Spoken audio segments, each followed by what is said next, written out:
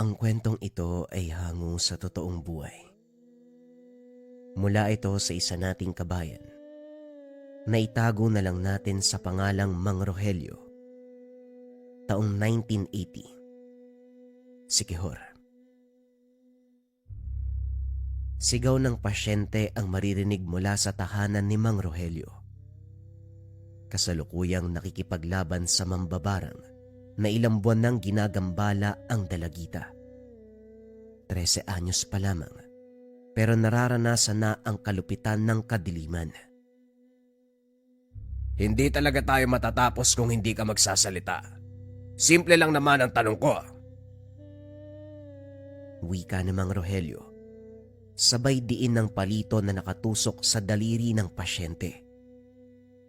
Sumapi sa katawan nito ang kamalayan ng mambabarang, kaso kahit ilang ulit pang tanungin, ayaw magsalita. Matigas ka talaga, ano? O sige, tignan natin kung makakayanan mo to.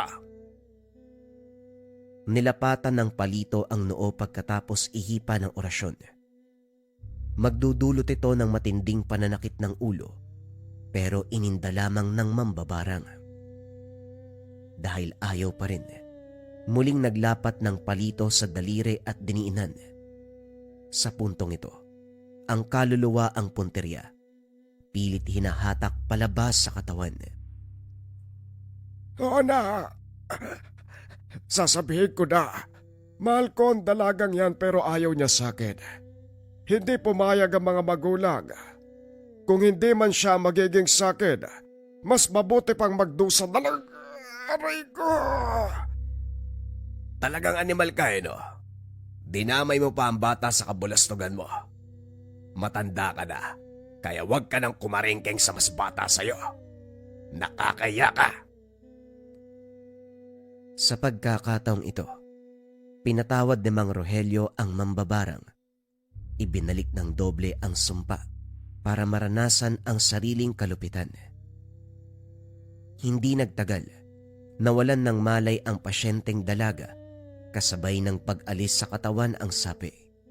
Binigyan ng paunang lunas upang magamot ang karamdaman.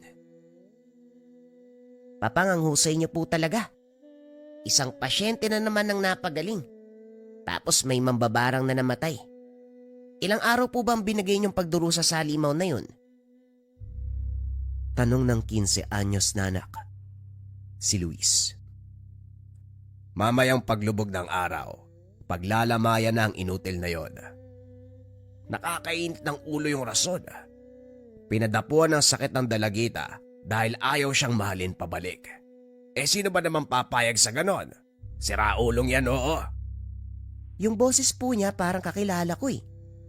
Hindi kaya si Mang Pablito yun? Hindi man niya aminin pero halatang mambabarang.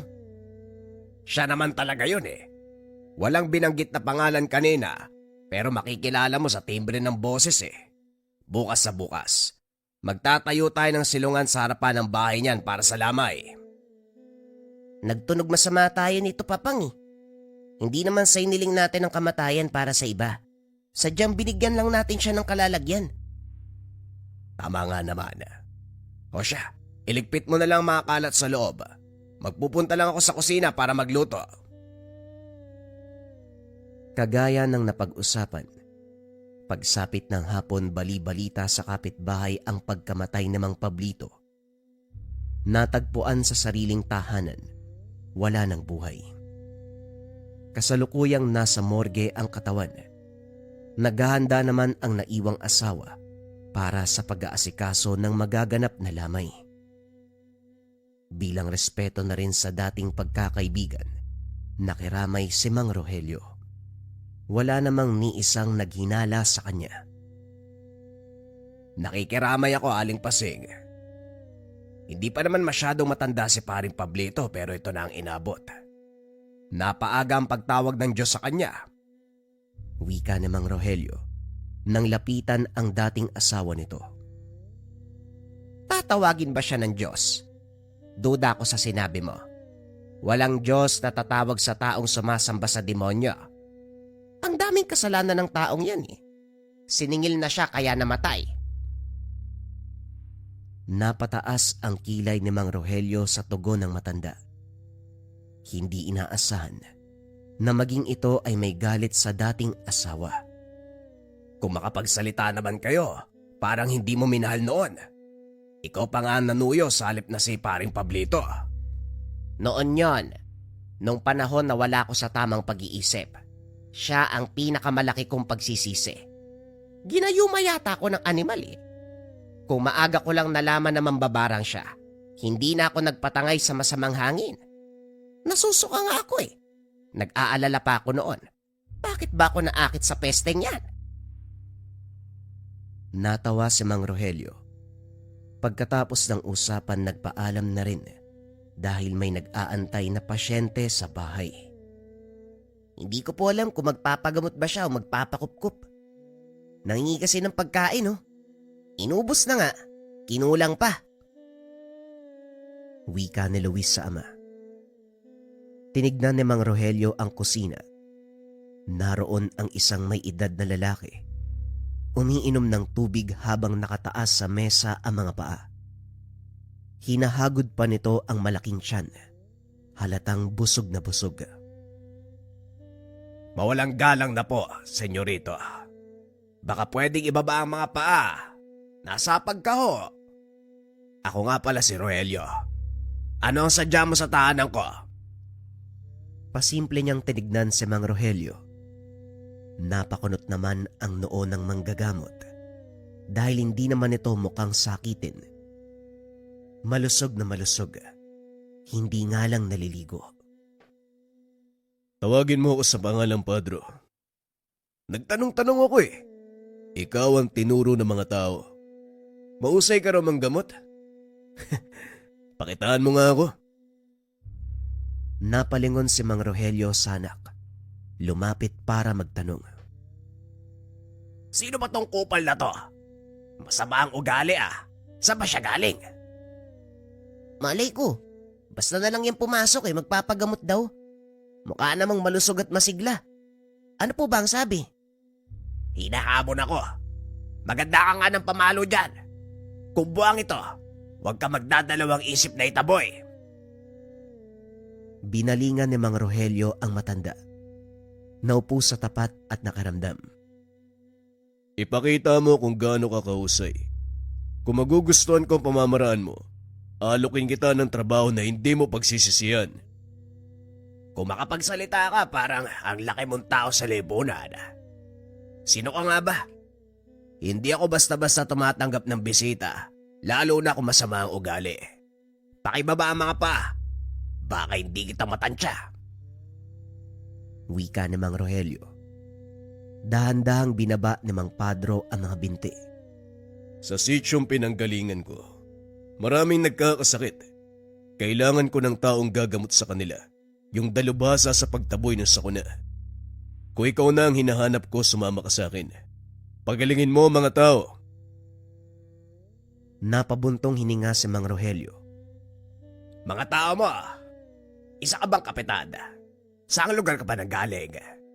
Imposible naman na wala ka nakasalubong na ibang manggagamot. Naparito ka pa talaga.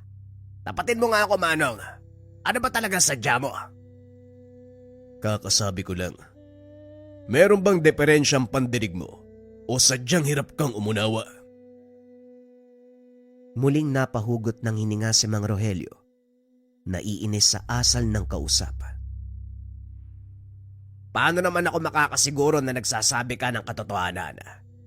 Marami ng loko-loko at balasuba sa mundo, kaya mahirap maniwala ka agad. Ganun ba? May namang ugaling ganyan. Hindi ka madaling maiisan.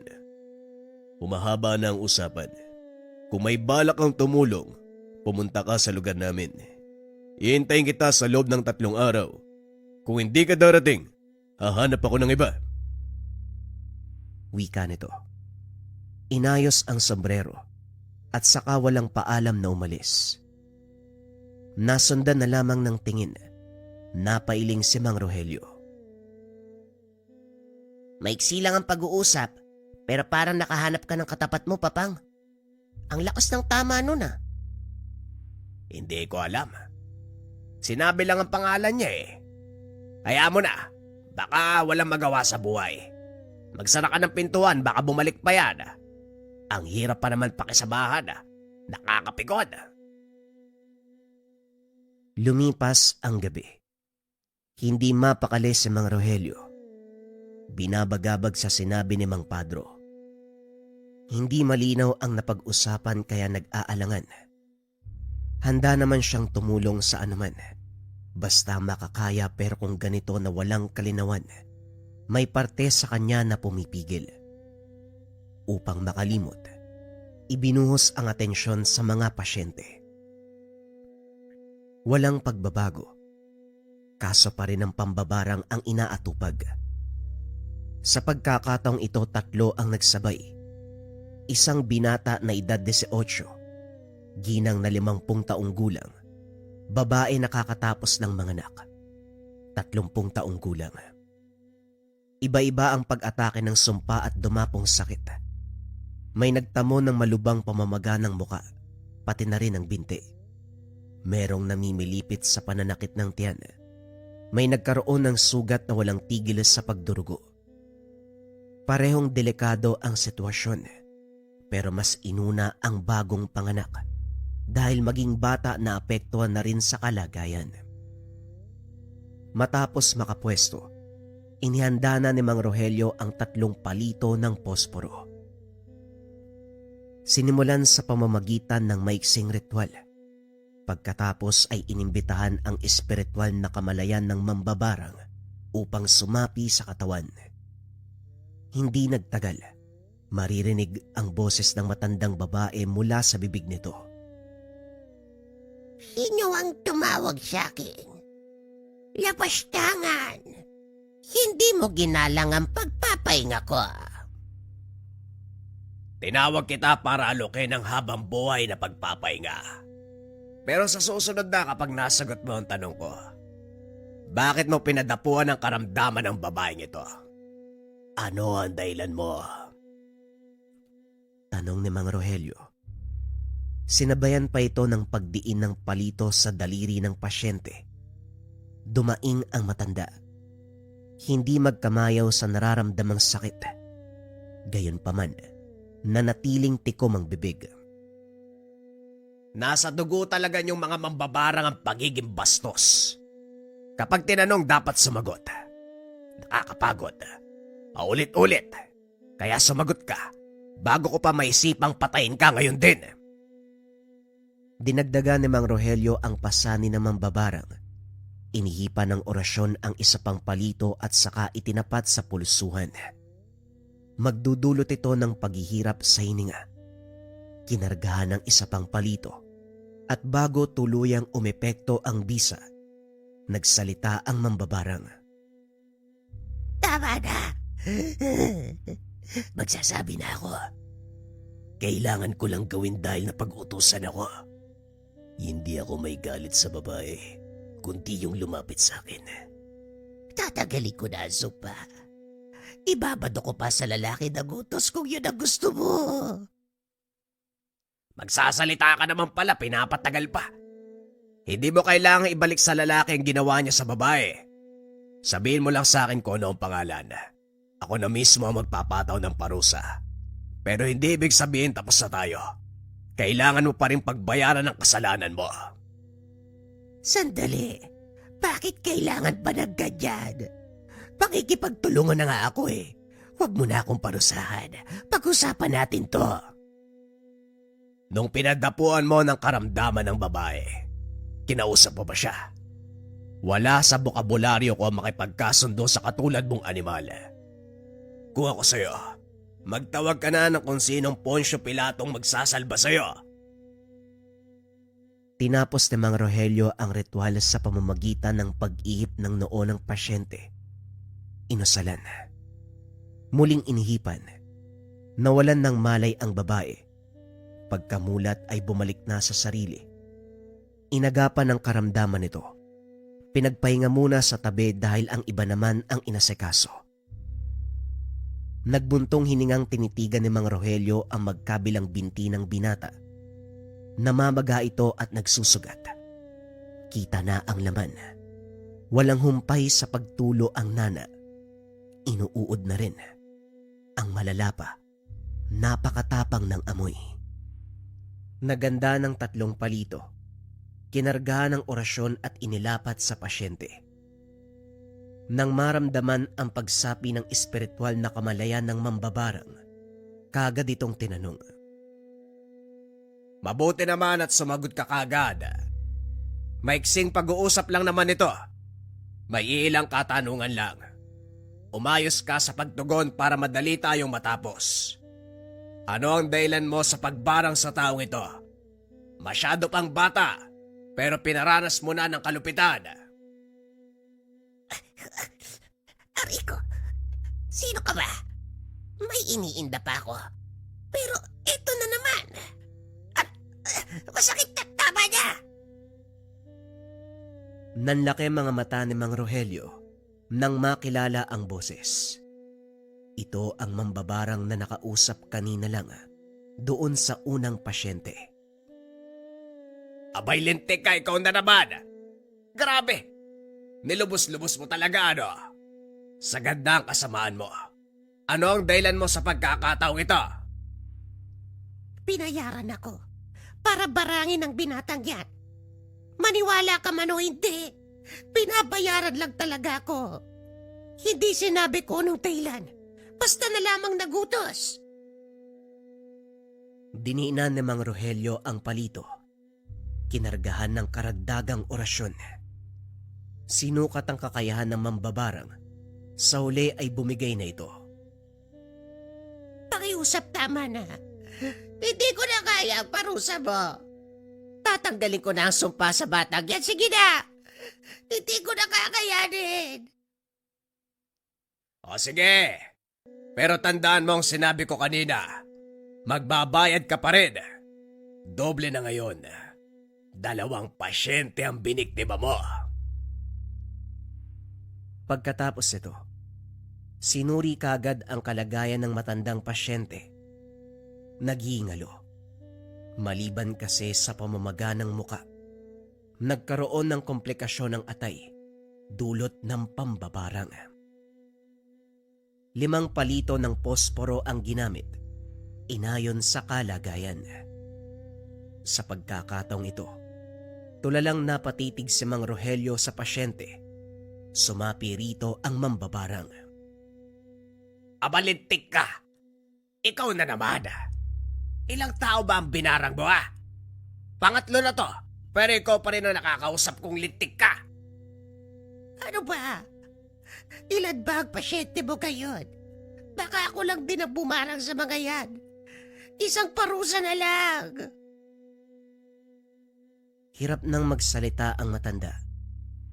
Gayunpaman, hindi nagpakita ng awa si Mang Rogelio. Kumuha siya ng 3 palito. Ibinato ang bisa sa mambabarang matapos kargahan ng orasyon. Hindi magkamayaw ang matanda. Sukong-suko na. Sabihin mo sa akin kung saan ka nakatira. Gusto kitang makita ng mukaan nang makilala ko kung sino ka nga ba talaga. Hindi lang 1 o 2 biktima. 3! Sino pang nakakalam kung merong iba? Napakalang ng kaluluwa mong hayop ka. Ano ang dahilan mo rito Ang lala nito. Nautusan lang ako. Pero bakit sa akin bumagsak ang lahat ng parusa? Huwag mo kong dramahan, hayop ka. Ikaw ang nagkarga ng sumpa. Marapat lamang na ikaw ang bigyan ng sakit. Inutusan lang ako. Isang bayarang mambabarang. Tinarayo ko ng mga taong may nakakalitan o may kagalit. Masisisi mo ba ako? Kailangan ko ng hanap buhay. Hanap buhay baka mo. Papatay na lang kita para matigil ka na sa kakahanap buhay mo. Wag. Pakiusap, pakawalan mo ko. Hindi na ako uulit. Tatanggalin ko na ang sumpa. Aba dapat lang tanggalin mo na ngayon din. Huwag mong hintayin na makarating ako dyan sa inyo. Tinapos ang ritual. Pero pinabaunan ng matinding karamdaman ang mambabarang Hirap na itong huminga at mahina na ang pangangatawan. Naagapan ni Mang Rogelio ang karamdaman ng 3 pasyente sa sandaling iyon. Kaso lumipas lang ang ilang araw. Hindi pa tuluyang binawi ang sumpa. Paminsan-minsan sinusumpong. Muling nagsasagawa ng ritual para tawagin ang espiritual na kamalayan pero nakokontra. Hindi na mahagilap ang mambabarang. Ginawa na lamang ng paraan para gumaling sa karamdaman ang mga pasyente. Sa kabutiang palad, nalunasan lahat. Kaso nga lang hindi maalis sa isip ni Mang Rogelio ang mambabarang. Binabagabag pa rin kung anong klase ng tao ito.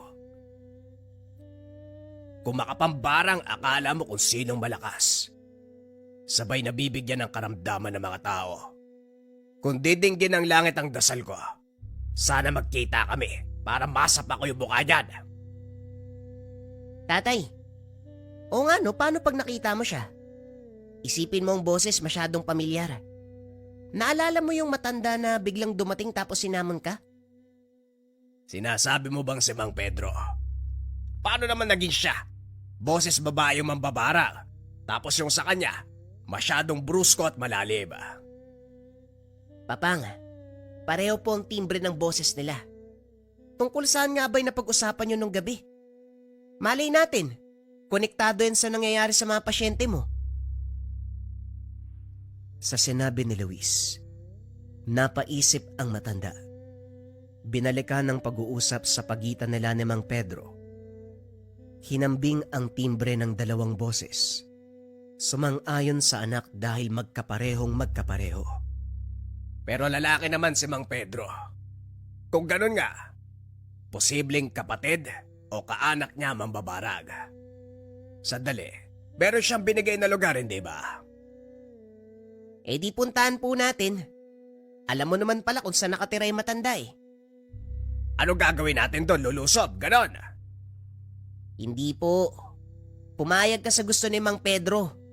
Sakyan mo ang plano niya. Malay natin, may makuha tayong impormasyon na magtuturo kung sino ang mambabarang. Ayos ah. Kahit pangit yung mukha mo, may silbi ka pa rin. O sige, mag-impake ka dahil pupuntahan natin ang matanda. Kung makapangit, akala mo di ako nagmana sa kanya. Pareho lang naman tayo ng muka. Pinuntahan nila ang Karatig Bayan. Nahirapan pang tuntunin ng tahanan dahil sa sukal at walang matinong patutunguhan.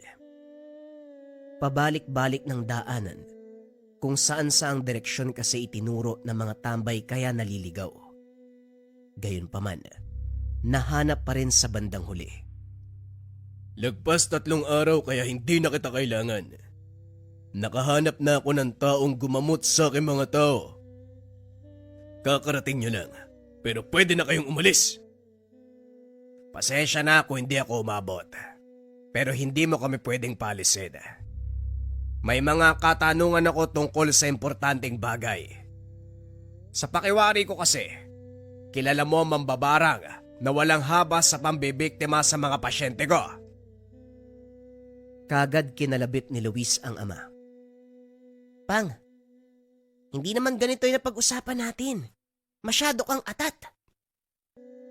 Mambabarang, paano mo naisip na may kinalaman ako sa ganyang klaseng tao? Nabaling ang pansin ng mag-ama kay Mang Pedro. Magkaboses kayo, kaya malaki ang posibilidad na kapatid mo siya o malapit na kamag-anak. Yun lang ba ang batayan mo? Ang babaw mo naman manggagamot. Sa pagkakatanda ko, ang sabi ng mga taong napagtanungan mahusay ka. Magaling sa ganitong larangan. Pero ang batayan napakababaw. Kung talagang wala kang kinalaman, ipakilala mo sa amin ang mga kasama mo sa bahay. Susuriin ko ang katauhan ng bawat isa. At kapag nagkamali, alis kami. Inakala ni Mang Rogelio na hindi kakagat ang matanda. Pero laking gulat dahil pumayag ito. Pinagbuksan ang pinto at saka pinatuloy. Wala ni isang naratnan sa loob. Masyadong malinis at iilan lang ang gamit. sakto sa isang tao. Wala po ba kayong kasama rito? Mag-isa ka lang po sa bahay, Mang Pedro? Ako lang mag-isa. Mula pa pagkabinata. Kaya wala kayong mapapala sa pananatili dito. Nagbuntong hininga si Mang Rogelio. Kagad namang bumulong ang anak. Papang, parang nagkamali ako ng hinala. Pasensya na po kung umabot tayo sa ganito. Kung talagang sigurado kayo na magkatimbre kami ng boses na mambabarang, maaari ko kayong tulungan. Marami akong kilala na nag-aaral ng kampo ng kaliwa. May ilang katimbre ko. Pwede ko kayong ipakilala kung gusto nyo. Ano ba talaga ang papel mo sa lugar na ito? Nabanggit mo kasi na naghahanap ka ng manggagamot para sa mga tao mo. Isa ka bang kapitan dito? Hindi. Pero marami akong kakilala at may respeto sa akin bilang tao. Ano na ang balak nyo? Tatanggapin nyo ba ang alok ko o hindi? Kung talagang makakatulong ka sa amin, sige. Pero tandaan mo, kaya kitang parusahan sa sandaling malaman ko na niloloko mo kami. Huwag mo kong pagbantaan. Hindi ka naman nakakatakot. May bakanting kwarto dyan sa kabila. Doon kayo matulog. Hindi dinadalaw ng antok si Mang Rogelio, gawa ng namamahay. Samantalang ang anak ay himbing na himbing. Bubuksan na sana ang bintana nang marinig ang usapan sa labas. Nakilala niya ang boses ni Mang Pedro. Ganun na lamang ang panlalaki ng mga mata. Dahil ang isa pang boses, kagayang-kagaya ng samambabarang. Hiningian kita ng tulong, pero hindi ka bumisita sa akin.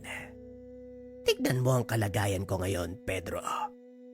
Kalahati na lamang ng katawan ko ang buhay dahil sa pesteng manggagamot na yon. Mabuti na lang nagawa ko pang kontrahin bago ko tuluyang napatay ng sumpa niya. Magkapatid ba talaga tayo? Hindi mo na ako kinilala. Ang pagiging magkapatid natin, yan ang pinagsisisihan ko sa tanang buhay na mayroon ako. Nakakaswa ka. Alam mo yan.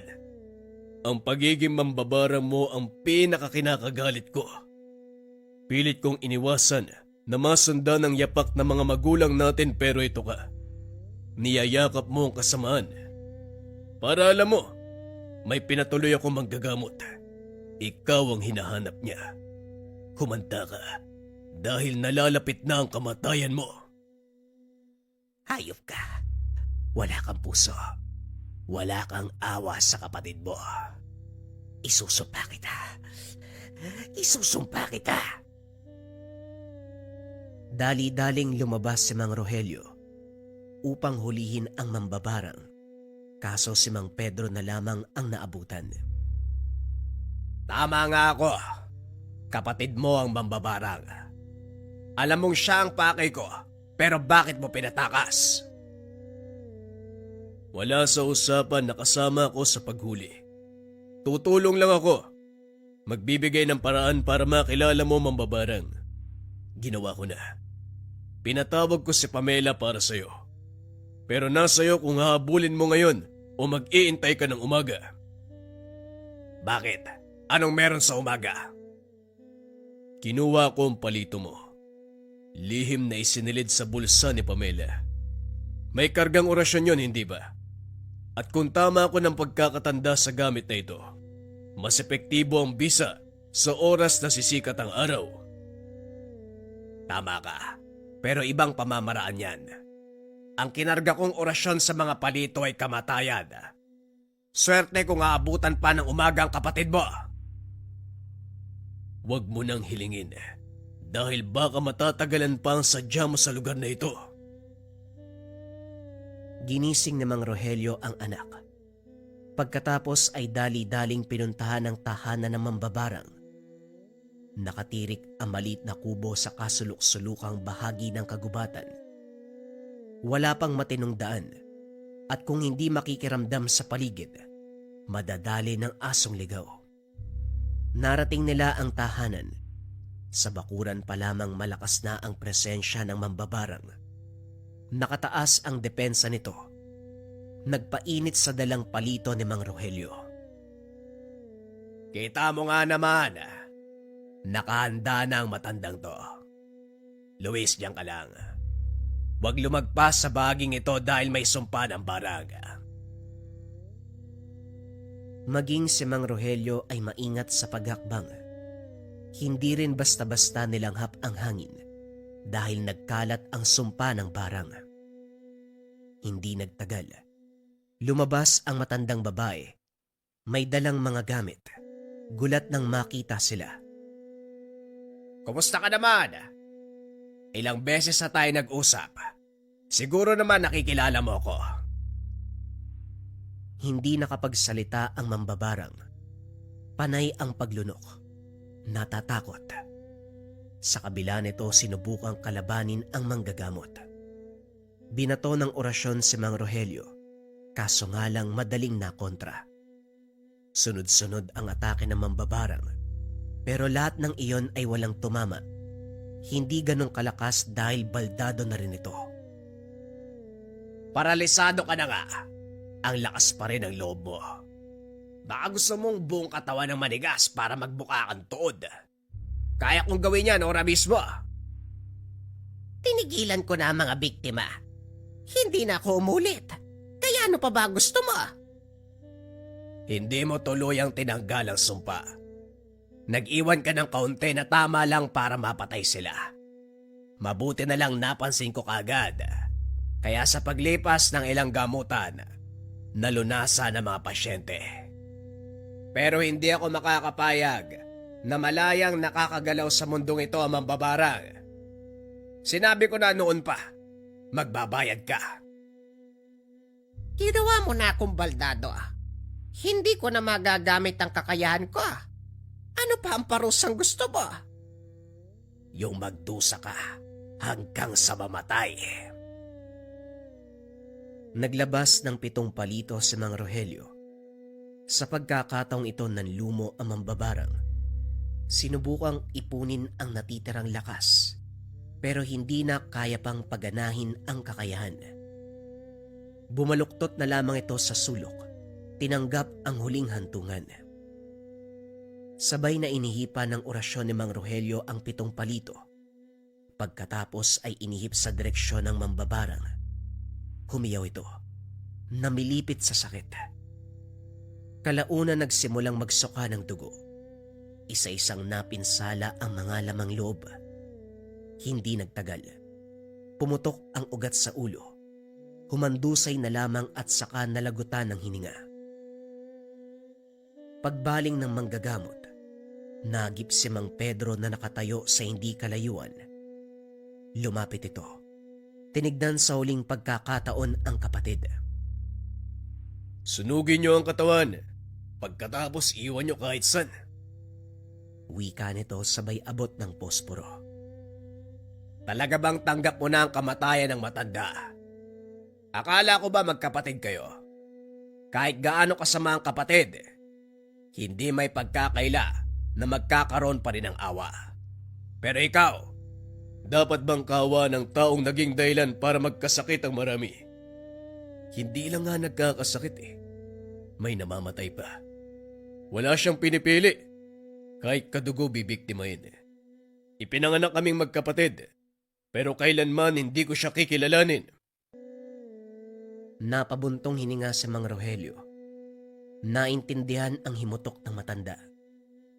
Katulad ng sinabi nito, sinunog nila ang katawan at saka inilibing sa silong ng tahanan. Pagkatapos magpaalam ay umuwi na rin sila. Habang tanaw ang malawak na taniman sa bakuran, napailing na lamang. Hindi makapaniwala si Mang Rogelio na makakaengkwentro ng ganong klase ng magkakapatid. Ang isa ay kampo ng kaliwa, samantalang ang isa, humiling na merong maglakas ng loob sa pagligpit nito. Masama man kung titignan ang ganitong relasyon, lalo pat magkakapamilya. Sang-ayon ang manggagamot kay Mang Pedro. Kahit kaduguman natin ang tao, Kung pumanig sa kaliwa, huwag tayo magdadalawang isip na patayin, lalong-lalo na kung sila ay nagiging perwisyo sa ating kapwa. Ang susunod nating mga kwento ay tungkol sa gabay medalyon at mutya ng putik. Para ito sa mga kabayan natin na gustong magmarathon. Simulan na ang storya. Ang kwentong ito ay hango sa totoong buhay. Mula ito sa isa nating kabayan na itago na lang natin sa pangalang Jerry. Walang eksaktong taon. Probinsya ng Rizal. Nang mga panong ito, nagtatrabaho bilang OFW sa bansang Switzerland itong si Jerry. Halos 10 taon na ito sa bansa. Masasabing naging mapalad ito sa piniling buhay. Nakapagpatayo ng sariling tahanan. Nagkaroon ng negosyo sa Pilipinas ang binata.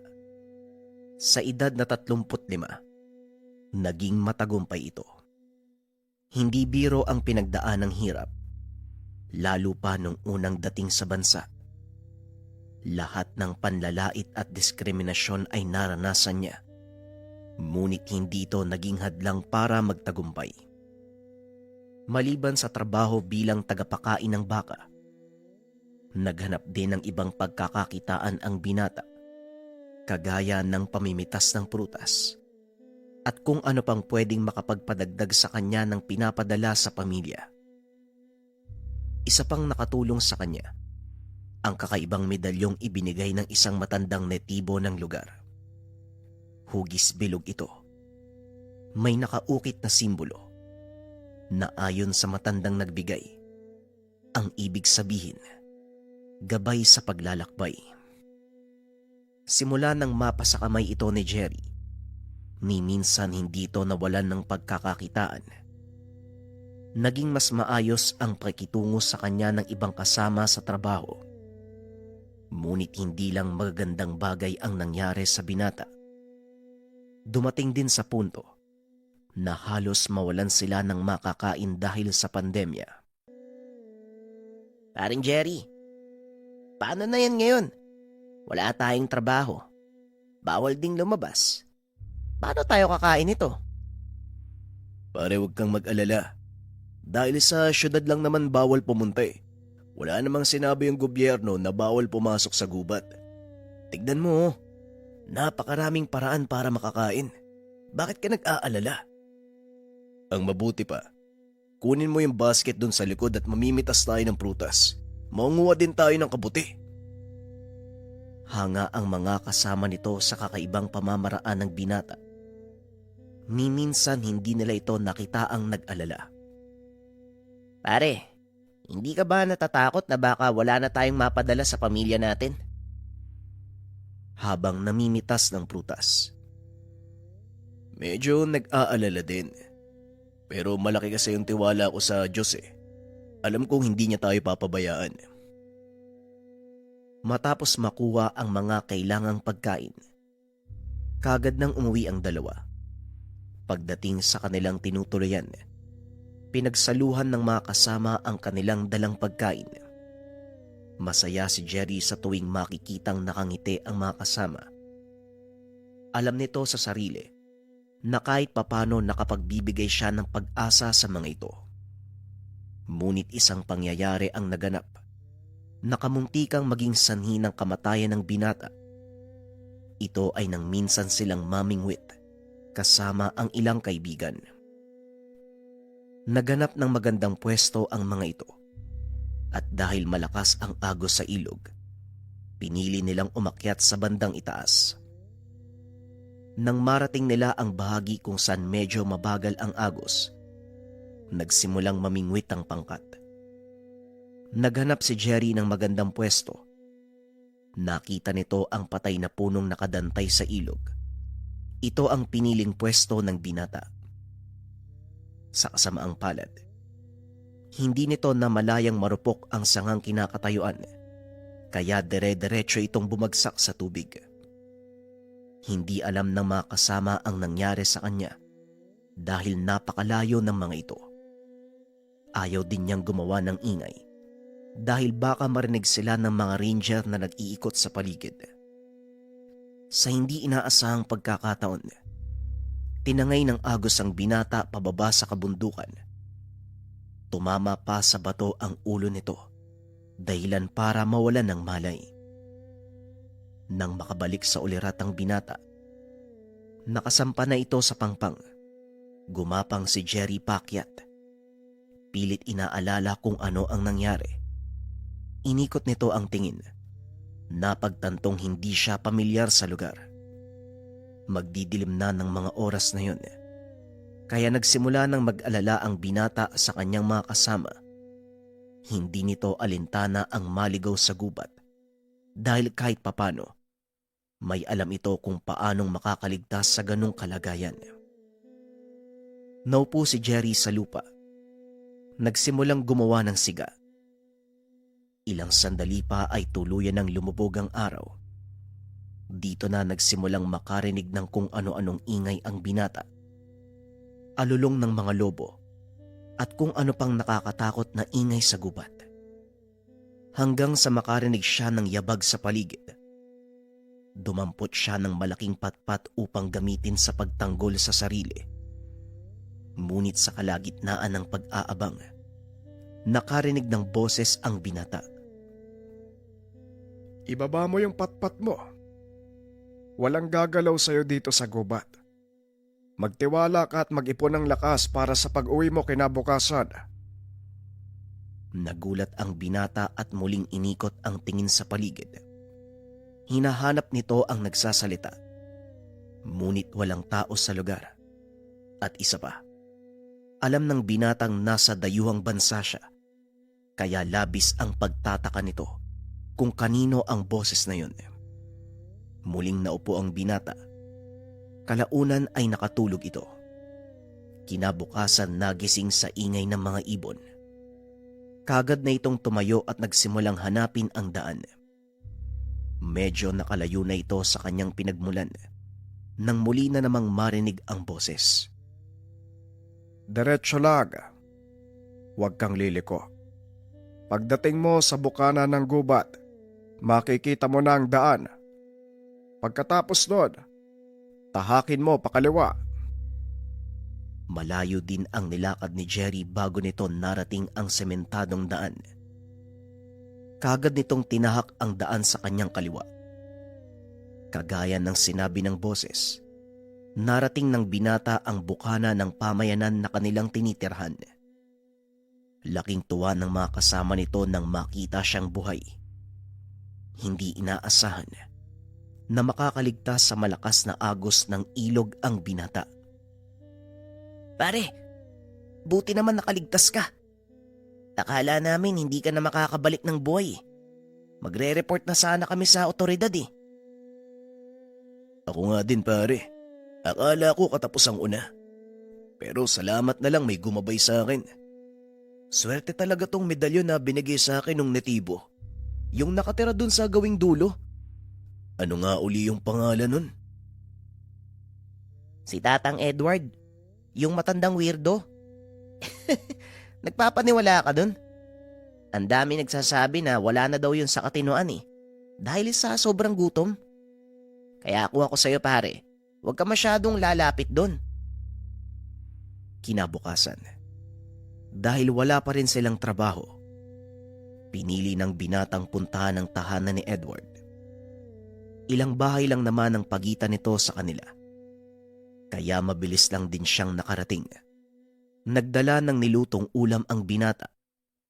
Ilang hiwa ng tinapay para ipasalubong sa matanda na nooy nagwawalis sa kanyang mabatong bakuran. Kagad naman itong napansin ng matanda. Binati siya sa lokal na lengguwahe. Kahit papano ay nagawa pang pag-aralan ni Jerry ang salita sa lugar. Kaya walang kahirap-hirap sa kanya ang makipag-usap. Ang mga susunod, isinalin sa wikang Tagalog ng tagapagpadala. Magandang umaga, Edward. Kumusta ka naman? Halika, saluwan mo ako sa pagkain kong dala. Kaugalian sa pamayanang iyon na kapag nagdala ka ng pagkain, Kailangan mong sabayan sapag ang taong pinagdalhan mo nito bilang tanda ng respeto. Sige, tumuloy ka sa bahay. Mabuti naman at nakalabas ka sa bahay mo, no? Ano, kumusta? Habang kumakain, sinamantala ni Jerry ang pagkakataon upang magtanong sa matanda tungkol sa ibinigay nitong medalyon. Edward, gusto ko sanang marinig yung kwento mo tungkol sa simbolo na nasa medalyon. Marami naman akong oras ngayon eh. Pwede tayong magkwentuhan habang umiinom ng malamig na beer. O sige, gagawa lang ako ng malaking siga sa labas para mas masaya yung kwentuhan natin. Napakalaking tao nito na halos 7 talampakan at kalahati ang tangkad. Malaki ang pangangatawan na animoy isang mandirigma na nagkukubli sa katawan ng isang matanda. Habang nakaupo sa harapan ng apoy, nag-iiyaw ito ng karne ng kuneho. Masayang nagtawanan ang dalawa. Nang bahagyang malasing si Edward, nagsimula na itong magkwento. Ang aking mga ninuno, tinatawag na Norsemen, o mas kilala sa modernong lingwahe bilang Vikings. Kami ay naniniwala na hindi mo kailangang antayin ng tadhanang lumapit sa iyo. Sa halip, ikaw mismo ang hahanap nito. Sabay lahat ng palad nito sa binata. Nanlaki ang mga mata ni Jerry nang makita ang parehong simbolo na nasa kanyang medalyon. Anong tawag sa simbolo na yan? Kilala ito sa maraming katawagan. Huter der Veloreren o Keeper of the Lost. Ogen der Blinden Sil. Eyes of the Blind Soul of Fatfiner o Pathfinder. Ang medalyong yan ay pagmamay-ari ng isa sa aking mga ninuno. Yung nangyari sa akin sa gubat. Anong rason kung bakit ako nakabalik? Dahil din ba to sa medalyon? Napangiti si Edward. Ininom ang beer na hawak. Oo, Jerry. Hindi lang basta simbolo ang taglay ng medalyon mo. Isa itong makapangyarihan selyo na maaaring magbukas hindi lang ng panibagong landas, kundi mga oportunidad sa mga kagaya mong malawak ang pag-unawa sa buhay. Bagaman nahihirapang maniwala ang binata sa mga sinasabi nito, minabuti na lang niyang panghawakan ang salita ng matandang Sueso. Ngunit hindi pa rin tumigil ang binata sa paghahanap ng patunay. Isang hapon dumating ang kanilang besor. Sinabing tuluyan ng magsasara ang farm na pinagtatrabahuan. Malungkot na balita ito para sa iba nilang mga kasama. Ngunit bago ito umalis ay tinawag niya si Jerry. Kinausap sa labas ng tahanan. Jerry, gusto kong lumipat ka sa kabilang farm na pagtatrabahuan ko. Lilipat din kasi ako eh. Nirekomenda kita sa may-ari. Huwag kang mag-alala dahil kaibigan ko yon. Napaisip ang binata dahil naaawa ito sa mga kasamahan. Paano naman po yung mga kasama ko? Kawawa naman po sila, walang mga trabaho. Paano po sila kakain? Ang sabi ng besor na labis na ikinagulat ni Jerry. Huwag mo silang alalahanin. Isipin mo lang yung sarili mo, Jerry. Gusto mo bang makauwi ng walang dalang pera? Bahala na sila sa buhay nila. Siraulo ka pala eh. Kapwa Pilipino yung mga yan, no? Tapos ganyan yung sasabihin mo. Pabayaan sila. Anong klaseng tao ka? Ikaw ang bisor namin dito at sa'yo kami umaasa. Kahit papaano naman sana magkaroon ka ng awa sa mga kababayan mo. Diyan ka na nga. Sabay lakad papasok sa tahanan. Kinausap nito ang mga kasama. O pre, anong sabi sa'yo ni Bisor? Parang nagtalo pa kayong dalawa. Gusto niya akong kunin sa lilipatan niyang farm. Pero iiwan niya kayo. Hindi naman ako makakapayag ng ganun, no? Magkakasama tayo dito. Kaya kung magugutom kayo, mas pipiliin kong magutom ng kasama niyo. Pero pare, paano naman yung pamilya mo? Huwag mo kaming alalahanin. Tama naman si Bisor eh. Isipin mo yung sarili mo. Pre, yung pamilya ko nasa maayos na kalagayan. Hindi na nila kailangan ng suporta.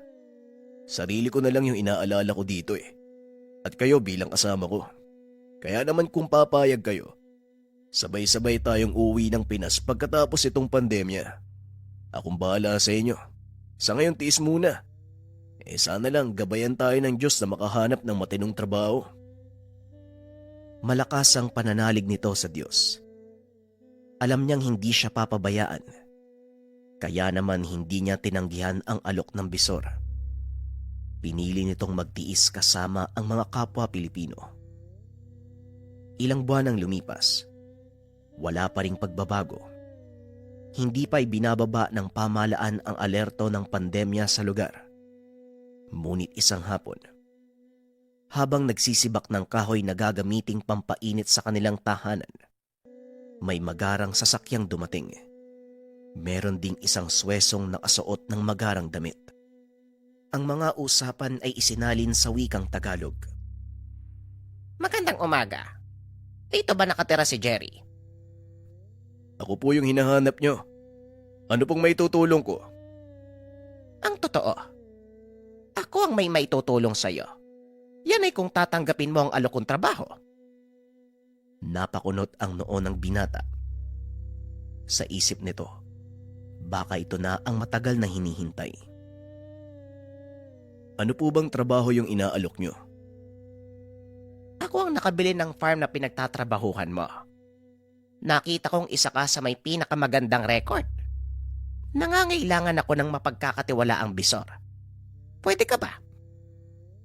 Napalingon si Jerry sa mga kasama na nooy nanonood lang sa kanila habang nag-uusap. Kung kukunin niyo po akong Bisor, mangangailangan po ko ng mga mapagkakatiwalaang tao. Yung kabisado ko yung ugali. Mahirap po kasi makisama sa mga bagong tao eh. Napangiti ang sweso. Tinitigan ang mga kasamahan ng binata. Ayusin nyo na ang mga gamit nyo. Lilipat kayo sa bagong tahanan. Mas malapit sa farm. Mas malaki. Magugustuhan nyo ang lugar. Napatalon ang binata dahil sa sobrang saya. Dali-dali itong tumakbo papasok ng tahanan. Ibinalita sa mga kasamahan ang napag-usapan nila ng sweso. Hindi nila inaasahan ang magandang balita at laking pasasalamat ng mga kaibigan ng binata dahil hindi sila nakalimutan. Salamat talaga pare ah.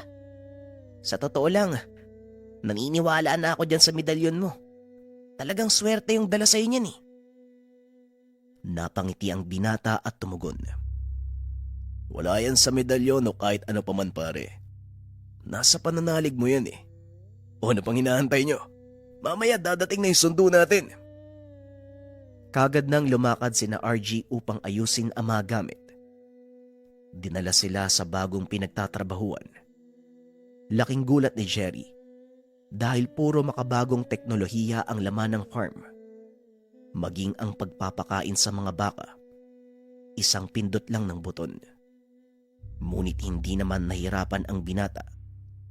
Ilang araw lang ang ginugol ng grupo upang pag-aralan ang bagong gamit. Sa paglipas ng mga buwan, naging maunlad ang produksyon ng farm. Nalabis namang ikinatuwa ng bagong may-ari. Alam mo, napakagaan ng kamay mo sa mga hayop, Jerry. Hindi ko akalain na magiging ganito ang aking bakahan. Hindi lang gatas at keso ang ating naiaangkat. Pati na din matataas na uri ng karning baka. Masaya ako sa mga nangyayari. Ayokong matigil ka lang sa pagiging Bisor. Maghanap ka sa mga kasama mo ng papalit sa'yo. Itataas ko ang posisyon mo bilang manager ng buong farm na ito. Hindi makapaniwala ang binata sa nangyayari. Ilang beses pa nitong sinampalang muka para lang mapatunayan na hindi siya nananaginip. Maging ang mga kasama nito, hindi rin makapaniwalang bawat isa sa kanila pinagkalooban ng sariling sasakyan ng may-ari. Ibang klase talaga yung swerte mo pare ah. Salamat kasi dinamay mo kami sa pag-angat mo. utang namin sa'yo kung anong meron kami ngayon. Napangiti ang binata at tumugon. Uy, wag mo kong isama sa pagyaman mo. Hindi ako yung may gawa niyan. Bunga yan ng kasipagan nyo. Kaya labas ako dyan. Naging maganda ang pamumuhay na mga kasama ni Jerry. Ang ilan sa kanila ay nagawa pang dalhin ang kanilang pamilya sa Switzerland para doon na mamuhay. 1 taon ang nakalipas. Bumalik si Jerry sa dating tinutuluyan. Hinanap nito si Edward para sana isama sa pinagtatrabahuhan. Ngunit wala na ito sa dating tahanan. Nagtanong ang binata sa paligid. Laking gulat nito dahil walang nakakakilala sa matanda. May mga nagsabi pang matagal nang walang nakatira sa lugar. Hindi makapaniwala ang binata sa mga narinig. Mabuti na lang. May hawak itong litrato kasama si Edward. Ipinakita niya ito sa mga nakakatanda. Nanlaki ang mga mata nang makita ang larawan. Ayon sa matandang nakausap ni Jerry, mahigit 2 taon nang patay ang matanda. Hindi Edward ang pangalan nito, kung hindi Desmond. Kilalang mangkukulam ang matanda mula sa tribo ng mga Norse. Naghanap pa ng ilang taong nakakakilala sa tribong kinabibilangan ng matanda. At maswerteng may nakapagpadala sa kanya kung saan namamalagi ang naiwang katribo ni Edward. Lalong naliwanagan si Jerry tungkol sa pagkatao ng matanda. May nakapagsabi din sa kanya na ang pagpapakita ni Edward ay may malalim na kahulugan. At ang pinakita nitong medalyon, nagkatinginan ang mga nakakatanda ng tribo. Sinabing isa ito sa mga nawawalang yaman ng kanilang angkan. At ang taong nakilala ng binata, isa sa kinikilalang pinuno ng grupo. Ito ang napiling tagapangalaga ng medalyong gabay. Isinauli ng binata ang medalyon, ngunit mariing tumanggi ang nakakatanda. Ang rason ng mga ito, siya ang piniling tagapagmana ng medalyon. Ikaw ang pinili ni Desmond na magmay-ari ng medalyon na yan. At ang tangi naming hiling, sa oras na kailangan mo itong ipasa, siguraduhin mong karapat-dapat ang susunod na magmamay-ari nito. Ito ang mga huling salitang binitawan sa kanya ng pinuno ng tribo. Kaya naman mas lumakas ang pananalig nito sa hawak na gamit. Ilang taon pa ang lumipas. Tuluyan ang nawala ang banta ng pandemya sa bansa. Kaya naman pinili ng binatang umuwi sa Pilipinas upang magbakasyon. Ngunit bumalik din ito upang ipagpatuloy ang trabaho. Sa paglipas ng panahon, mas lalong naging maunlad ang pamumuhay ni Jerry, na naging daan upang makatulong siya sa maraming kababayan. Ito ay dahil sa pagsisikap at sa tulong na ibinigay sa kanya ng medalyong gabay. Ang kwentong ito ay hango sa totoong buhay. Mula ito sa isa nating kabayan na itago na lang natin sa pangalang Berto. Walang eksaktong taon. Probinsya ng Antique. Berto, ano na naman ba ginawa mo sa kabisera? Laman pulutan ka ng mga manginginom sa bayan. Wala ka ba talagang gagawing matino, aba? Palagi mo na lang kaming inilalagay sa kahiyan ng nasira mong nanay. Ito ang mga salitang kadalasang gumigising kay Berto tuwing umaga.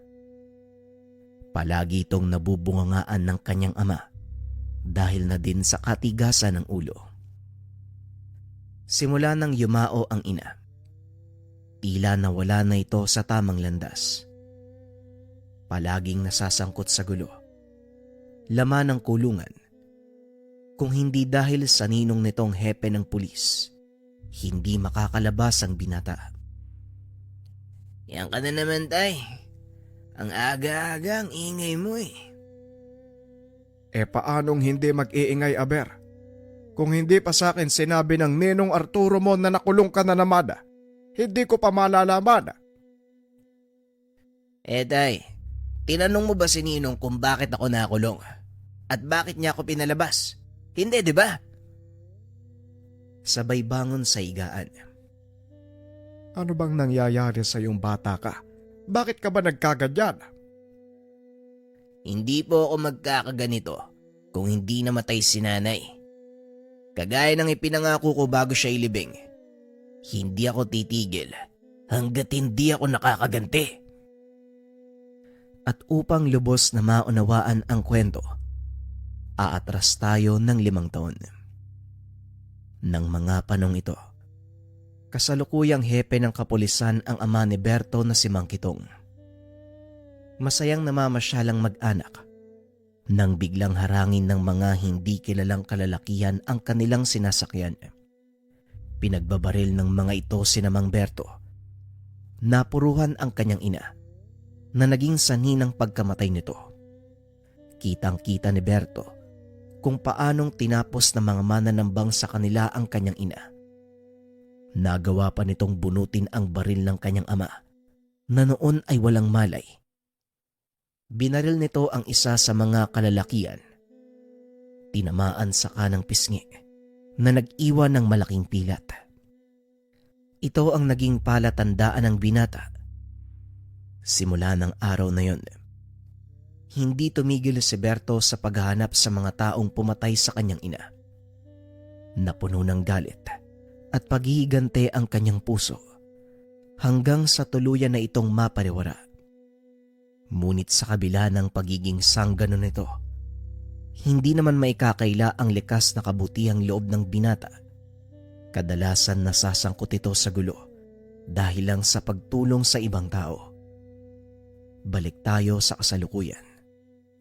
Pinaliwanag sa akin ng ninong mo kung anong nangyari. Tama ka. Maraming tawang nagpapasalamat dahil nasawata mo yung mga magnanakaw sa bangko. Pero marami din ang nagreklamo dahil nasira mo ang mga ari-arian nila. Hindi porket hindi ka tinatabla ng bala, isusubo mo na sa peligro ang sarili mo. Ay nako, kapag nalaman ng tiyo Diokno mo ang ginagawa mo sa ibinigay niyang mutya, paniguradong babawiin niya yan. Tama ang inyong narinig. Hindi tinatabla ng bala itong si Berto. Isa sa mga angking kakayahan ng mutya ng putik na ibinigay sa kanya ng kaibigan ng ama, na ang pangalan ay Mang Diokno. Isa itong antengerong mula sa Masbate. Ipinagkalob nito ang mutya ng putik kay Berto. Dahil sa kagustuhan nitong makapagigante, palagi itong napapahamak. Ang pangunahing dahilan ni Mang Diokno kung bakit niya ibinigay ang mutya sa binata ay para sa proteksyon. Ngunit kalaunan, natuklasan ni Berto ang ilan pang kakayahan nito na siyang ginamit ng binata upang hanapin ang mga taong pumatay sa kanyang ina. Alam kong maiintindihan ni Mang Diokno kung bakit ako nagkakaganito, tay. At sana kayo din po. Berto anak, hindi tayo dapat mabuhay sa galit at paghihigante. Kung minsan, kailangan nating matutunang magpatawad. O tay, minsan kailangan nating magpatawad. Pero minsan din, kailangan natin ng kamay na bakal para mabigyan ng hustisya ang mga pangyayaring hindi kayang aksyonan ng mga nasa pwesto. Napapailing na lamang si Mang Kitong sa tuwing nababanggit ito ni Berto dahil alam niyang tama ang sinabi ng binata. Gayunpaman, palagi nitong pinapaalalahanan ng binata na huwag ilalagay ang batas sa kanyang kamay. Tandaan mo ang paalala sa'yo ng tiyo Diokno mo. Hindi niya ibinigay sa'yo ang bertud na yan para sayangin sa walang kabuluhang bagay. Bago nito iwan si Berto sa kwarto. Tuwing hapon lumalabas si Berto upang makipagkita sa kanyang kaibigang si Dario. O Berto, saan naman ang lakad natin ngayon? Wala muna, Dario. Nasermonan na naman ako ni tatay kanina eh. Kaya palamig muna tayo. Tama yan, buti pa. pumunta na lang tayo dun sa dati nating tambayan. Ako nang bahala sa Toma. Nakadalensya ako kanina eh. Inawat ito ni Berto. Wag na pare. Alam mo nang may sakit ang nanay mo eh. Kaya ilaan mo na lang sa gamot yung kinita mo. At isa pa, nauumay na din ako kakainom eh. Eh anong gagawin natin ngayon? Sayang ang magdamag pare oh. Muling wika ni Dario. Oo nga no. Bueno, bakit hindi kaya tayo pumunta doon sa plaza? Balita ko maraming tao ngayon eh. Mukhang may palabas yata. Alam mo pare, naninibago talaga ako sa'yo ngayon ah. Nilalagnat ka ba? Baliw. Baka nakakalimot ka. Hindi nilalagnat si Bertong putik. Gaya ng sinabi ko sa'yo, kalma muna ako. Sunod-sunod na akong dinadampot ni tatay sa presinto. Kung sa bagay oo nga pala pare, maalala ko. Yung nangyari kagabi, talaga bang mga sindikato yung nakabangga mo? Yun ang sabi ni Ninong eh. Kaya nga palamig daw muna ako baka kasi siya ang balikan ng mga yun pag nalamang pinalaya niya ako. Habang naglalakad papunta sa plaza. Pagdating nila sa lugar, halos hindi mahulugang karayom sa dami ng tao, kaya pinili nilang manood na lamang sa malayo. Saktong nagsisimula na ang programa at magsasalita na ang alkalde. Isa pa yung walang silbi nating mayor eh. Puro salita. Simula nang maupo, wala ni isang proyektong natapos dito sa bayan. Puro forma, nakitang tao, wala namang gawa. Lingid sa kalaman nito, nakikinig ang isa sa mga tauhan ng mayor. Magdahan-dahan ka sa mga pananalita mo, bata. Baka may makarinig sa'yo. Magulat ka na lang, pulutin ka sa talayban. Napalingon si Berto at tumugon. Pasensya na ho. Pero kahit marinig pa ni Mayor ang sinabi ko, wala akong pake. Dahil totoo naman eh. Ikaw nga sabihin mo sa akin, anong nagawa ni Mayor? Anong natapos sa proyekto? Wala, di ba? Tss. Saka, ano bang pake mo sa opinion ko? Halika na nga, Dario. Hindi naman na nagsalita si Dario hanggang sa makarating sila sa lugar na wala ng tao. Pare, tauhan ni Mayor yung kausap mo kanina. Kulas ang pangalan nun. Yari tayo nito eh. Natatakot ka. Wala akong pake kung magsumbong pa siya kay Mayor. Pagbuling ko pa sila eh. Nagpa siyang umuwi ang dalawa dahil wala namang gaanong gagawin sa labas. Saktong nagiwalay na ng daan ang mga ito nang biglang may humarang kay Berto. Sumama ka sa akin, bata. May kakausap sa'yong importanteng tao. Eh paano kung ayoko? Anong gagawin mo? Habang nagtatanggal ng tsinelas, lumapat ang paa nito sa lupa at kusang gumana ang bisa ng tangang mutya. Huwag mo nang palalain ang sitwasyon. Sumama ka na lang sa akin kung ayaw mong mapahamak ang kaibigan mo. Lumabas ang kasama nitong hawak-hawak si Dario habang may nakatutok na barel sa sentido nito. Wala nang nagawa si Berto kung hindi ang sumama sa lalaki. Huwag kang mag-alala, wala namang mangyayari sa'yo eh. Kakausapin ka lang ng taong sinasabi ko. Hindi naman sumasagot si Berto hanggang sa dumating na sila sa sinasabing lugar ng lalaki. Pinapasok ang binata sa isang lumang bodega at doon nakita niya ang isang lalaking nakasuot ng itim na damit. Maraming armado ang nakapalibot dito. Mayor, nandito na po yung taong sinasabi ko sa inyo. Humarap ang lalaki. Nakangiti itong lumapit kay Berto. Salamat, Kulas. Nakakalis na kayo ng mga tauhan mo. Iwan nyo kaming dalawa. Baka nahihiya ang bisita natin sa maraming tao. Napagtanto ni Berto na ang taong kaharap ay walang iba kung hindi ang mayor.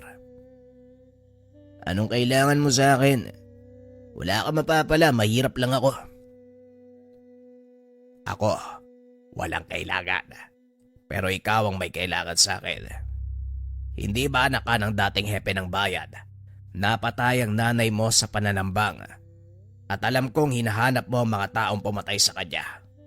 Alam mo, pwede kitang tulungan eh. Yan ay kung makikipagtulungan ka sa akin. Di may kailangan ka nga. Pasensya na pero hindi ko kailangan ng tulong mula sa'yo. Kaya kong kumilos mag-isa eh. At saka, bakit ba kailangan mo ng tulong ng isang kagaya ko? Hindi nalingid sa akin ang kakayahan mo, bata. May ilang taong nakapagsabi na nakaengkwentro ka nila at hindi ka daw tinatabla ng bala. Yan ang gusto kong mapatunayan. Tss. Naniniwala pala kayo sa mga chismis, Mayor. Kaya pala walang nangyayari sa bayan. Magdaan-daan ka sa panginsulto mo, bata. Kayang-kaya kitang tirisin. Di subukan mo, Mayor. Hindi naman ako natatakot sa'yo eh. Yan ang gusto ko. Palaban. Pag-isipan mong mabuti ang alok ko. Dahil sisiguraduhin ko sa'yo, hindi ka lang makakaganti sa mga taong pumatay sa nanay mo. Kikita ka pa ng pera. Biglang natigilan si Berto sa sinabi ng mayor. Kagad na itong nagpatuloy sa paglalakad. Hinarang siya ng mga tauhan. Hayaan mo siya, Kulas. Bibigyan natin siya ng pagkakataong mag-isip. Kagad ding tumabi ang mga tauhan nito. Hinila ni Berto ang kamay ni Dario at nagpatuloy na sa paglabas sa lugar. Ano bang pinag-usapan niyo ni Mayor, pare? Iniinganyo ako ng taong yun na magtrabaho sa kanya. Ang kapalit daw, tutulungan niya akong makapagigante sa mga pumatay kay nanay. Nako pare, huwag kang magpapadala sa matatamis sa salita ng taong yan. Paniguradong gagamitin ka lang din niya. At sa uli, kapag wala ka ng pakinabang, siya mismo ang papatay sa'yo. At alam ko ring sa oras na wala siyang mapala sa akin, guguluhin ng taong yan ang buhay ko. Kaya kailangang malaman ni tatay ang lahat para makagawa ako ng hakbang. Pagkatapos ng pag-uusap, kagad na ding umuwi si Dario. Naiwang mag-isa si Berto. At sa hindi inaasahang pagkakataon, nakasalubong nito ang taong nagbigay sa kanya ng bertud, si Mang Diokno. Berto, ikaw na ba yan, iho? Mabuti naman at nagkasalubong tayo. Medyo nalilito na ako sa lugar nyo eh. Ang laki ng pinagbago simula ng huli kong nagpunta. Napangiti naman si Berto dahil tamang-tama ang dating nito. Tia Diokno, mabuti naman napadalaw kayo. Malapit naman na tayo sa bahay. Tara, siguradong matutuwa si tatay. At kagad nang umuwi ang dalawa. Kagaya ng inaasahan ni Berto, tuwang-tuwa si Mang Kitong dahil nagkita ang dalawang magkaibigan. Kung hindi nyo na itatanong, si Mang Diokno, dating pulis na naglilingkod sa ilalim ng pamumuno ni Mang Kitong. Nang magretiro ang matanda, nagpa siya ding magbitiw sa tungkulin si Mang Diokno. Tinutukan ang pagiging albularyo. Kumusta naman ang panggagamot mo, Diokno? Balita ko, kilala ka na sa lugar nyo ah. Hindi naman sa ganun. Medyo marami lang ang nakakakilala sa akin pero hindi pa naman sobrang sikat. Mas marami pa ring magaling kaysa sa akin eh. Bueno, ikaw naman hepe. Paring Kitong, kumusta naman ang buhay ng retirado? Heto, nangungunsume dyan sa anak ko. Lumaking basagulero. Napakamot naman ng ulo si Berto. Yang ano naman tay. Alam mo naman ang dahilan ko, Tio Diokno, di ba? Nako Berto, baka naman inaabuso mo ang bertud na binigay ko sa'yo. Siguradong alam mo kung ano ang magiging kapalit niyan, hindi ba? tignan mo ang nangyari sa taong pinanggalingan ng Bertud na yan. Asan siya ngayon? Ayun, nakikipagpatentero kay kamatayan. Ang tinutukoy nito ay walang iba, kung hindi ang kilalang antingero mula sa bahagi ng Luzon. Alam ko naman po yun, tiyo. Kaya nga hindi ko tinutularan ang ginagawa niya eh. Ay nako, wag kang maniwala dyan sa batag yan. Konti na lang hindi na sila nagkakalayo ng taong yon. Seryosong usapan, Berto ha. Ang mutya ng putik, isang uri ng mataas na tangan dahil nabibilang ito sa 4 na pangunahing elemento. Sa oras na abusuhin mo ito o gamitin sa hindi magandang gawain, paniguradong sisingilin ka nito. At isa pa, hindi ko naman ipinagkalob sa iyo ng Bertud na yan para maging basagulero. Kaya pakiusap, gamitin mo sa tama kung ayaw mong bawiin ko sa iyo ang Bertud, kagaya ng naunang humawak niyan. Opo tiyo, pasensya na po kayo. Nga pala, may sasabihin po ako sa inyo. Pinatawag ako ni Mayor kanina nagkausap kami. Balak niya akong kunin para magtrabaho sa kanya. Nagkatinginan ang dalawang nakakatanda. Tila nag-aantayan kung sino ang unang magsasalita. Hanggang sa naglakas loob na si Mang Jokno. Sasabihin ko sa iyo ngayon palang, Berto. Halangang kaluluwa ng taong yun. Bago pa man siya maupo bilang mayor, ilang beses nang nasangkot sa malaking krimen ng taong yan. Kaya kung ako sa iyo, mag-iingat ka. Nakagad namang pinasigundahan ng ama. Tama ang Tio Diokno mo. Maging ang Tio Arturo mo, minsan na din siyang nakabangga. Kaso nga lang, hindi umubra ang bangis niya sa tapang ni Arturo. Alam ko naman po yun, tay. Kaya nga sinasabi ko to sa inyo para humingi ng payo. Kung anong pwede kong gawin. Delikado din kasi ang lagay nyo kung sakaling tanggihan ko ang alok niya. Tanggihan? Sino nagsabing tatanggihan mo siya? Tanggapin mo ang alok na trabaho ni Mayor. Kainin mo siya mula sa loob.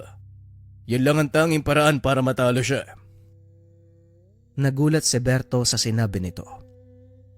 Hindi niya inaasahan na yon ang payong makukuha mula sa isang dating pulis. Tama ang payo ni Tio Diokno, Berto. Ikaw ang magsisilbing anay sa matibay niyang pundasyon. Sirain mo siya mula sa loob. Sa pagkakataong ito, ibibigay ko ang permiso na gamitin ang mga nalalaman mo. Ito ang pinakatamang gawin, anak. Kaysa naman sayangin mo ang buhay mo sa paghahabol sa mga taong mahirap hanapin. Papasan ba't makakamit din natin ang katarungan. Napangiti si Berto sa sinabi ng ama. May kung anong pumasok sa isipan nito. Kinabukasan, maagang pumunta sa munisipyo ang binata upang kausapin ng mayor. Umaasa ako na may maririnig na magandang balita sa iyo, Berto. Alam kong hindi mo sasayangin ang oras ko para sa walang kwentang bagay. Oo naman, Mayor. Tinatanggap ko ang alok mo. At gusto ko na magsimula sa lalong madaling panahon. Magaling kong ganon. Isama mo ang ilan sa mga tauhan ko para sa una mong trabaho. Puntahan mo ang mga negosyanteng in-check sa palengke. Singilin ang kanilang upa sa pwesto. Masyado nang huli ang bayad nila. Pasensya na po, Mayor. Pero lalakad ako mag-isa. Ayoko may bumubuntot sa akin. Mayabang ka, bata. Pero sige, tignan natin ang karakas mo. Gawin mo ang gusto mo. Matapos ang pag-uusap, kagad nang lumakad si Berto. Pinuntahan nito ang mga sinasabing in-check. Napag-alaman ng binatang miyembro ng malaking sindikato ang grupo. Nagsisimula pa lang ang mga ito, kaya hindi pa ganon kalawak ang kanilang sakop. Sinabi din ni Mayor, Nasapilitang pumasok sa bayan ang mga incheck para magbenta ng mga antigong kagamitan. Mula ito sa kanilang bansa. Ngunit higit pa dito ang natuklasan ng binata. Pinili ni Berto na manmanan muna ang aktibidad ng mga ito. At dahil sa maraming kakilala ang binata sa paligid, hindi nahirapan si Berto na makakuha ng lehitimong impormasyon. Kinagabihan, nagpunta ang binata sa Pantalan dahil may darating na kargamento mula sa kanilang bansa ang mga incheck.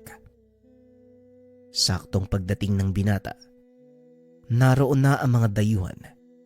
Nagsisimula ng magbaba ng kanilang mga kargamento. 5 malalaking container ang binaba mula sa barko. Nanlaki ang mga mata ni Berto nang makita kung ano ang laman ng isa sa mga ito. Binuksan ng isa sa mga dayuhan ang container. Tumambad kay Berto ang napakaraming dayuhang iligal na pumapasok sa bansa.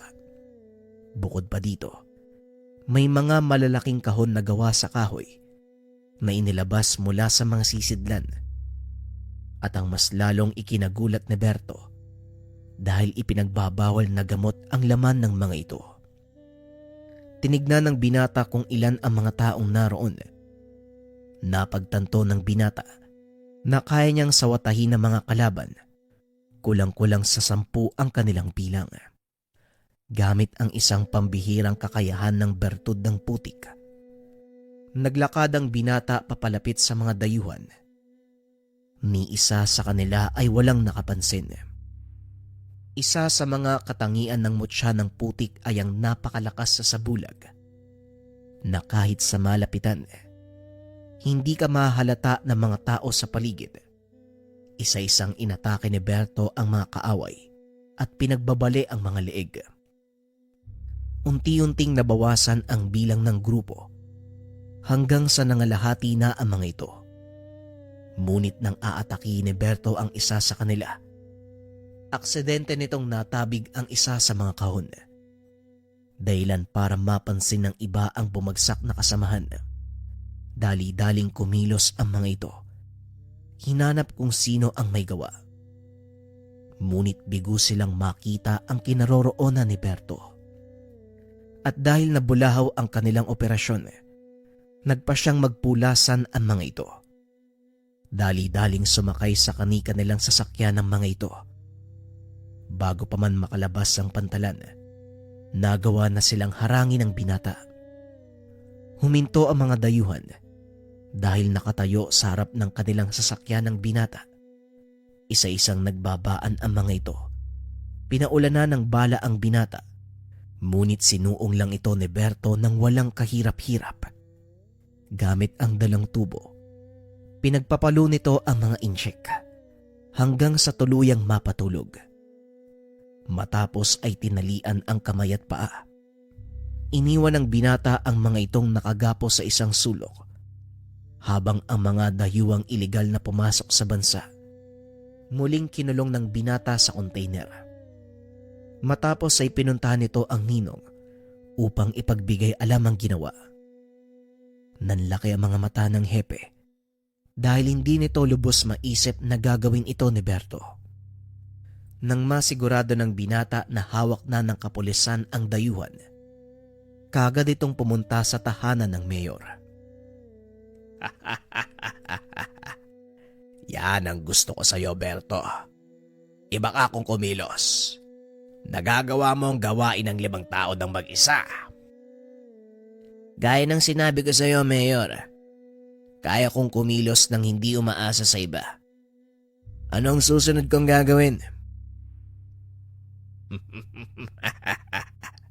Kumalma ka muna. Dahil hindi pa tapos sa mga dayuhan. Babalikan nila kung sino man ang may gawa nun, lalo pat nakuha ang kanilang mga kontrabando. Huwag kang mag-alala dahil malinis ako magtrabaho. Walang sino man ang nakakita sa akin at siguradong hindi nila malalaman kung sino ang bumangga sa kanila. Yan ang gusto ko. Pasado ka sa akin, bata. Sige, magpalamig ka muna bago ang susunod mong trabaho. Wika ng mayor. Sabay hagis ng sobre sa kanya. Teka, para saan to? Para sa trabaho ba? Mas malaki pa ang susunod kung mananatili kang tapat sa akin. Ngunit wala sa isip ng binata ang pera, kaya pinili niyang itabi ang mga ito. Kinabukasan, muling nagkita sina Dario at Berto. Sinabi nito ang tungkol sa trabaho. Nagulat naman ang kaibigan. Anak nang, bakit mo naman ginawa yan, Berto? Akala ko ba hindi ka papanig kay Mayor? Anong nangyari? Hindi naman talaga pare. Ginawa ko to para malaman kung ano ang totoong balak ni Mayor. Nakausap ko si Tatay at Tio Diokno. Sinabi nila sa akin, bago pa man maupo sa pwesto si Mayor, marami na itong ginawang problema. Hindi lang sa bayan, kung hindi sa buong probinsya. Siguro, dapat pag-aksayan ko lang ng lakas at oras ang isang to. Hindi mo alam yung sinusuong mo, pare. Mapapadali yung buhay mo dyan. Bata ka pa, Berto. Marami ka pang magagawang magandang bagay kaysa dyan. Yang ano naman Dario Parang ang walang tiwala sa akin. Alam ko ang ginagawa ko. Huwag kang mag-alala. Hindi nila ako kayang patayin. Ewan ko na lang sa'yo, Berto. Hindi naman kita mapipigilan Wes, kung ayaw mong magpapigil, baka pwede mo naman akong isama sa lakad mo. Nababaliw ka na ba, Dario? Hindi pwede. Masyadong delikado. Ayoko mapahama ka. Kaya nga lumalakad ako mag-isa Ay nako, parang hindi mo naman ako kilala, pare. Sige na, sama mo na ako. Alam ni Berto na paulit-ulit siyang kukulitin ng kaibigan, kaya hinayaan niya itong sumama.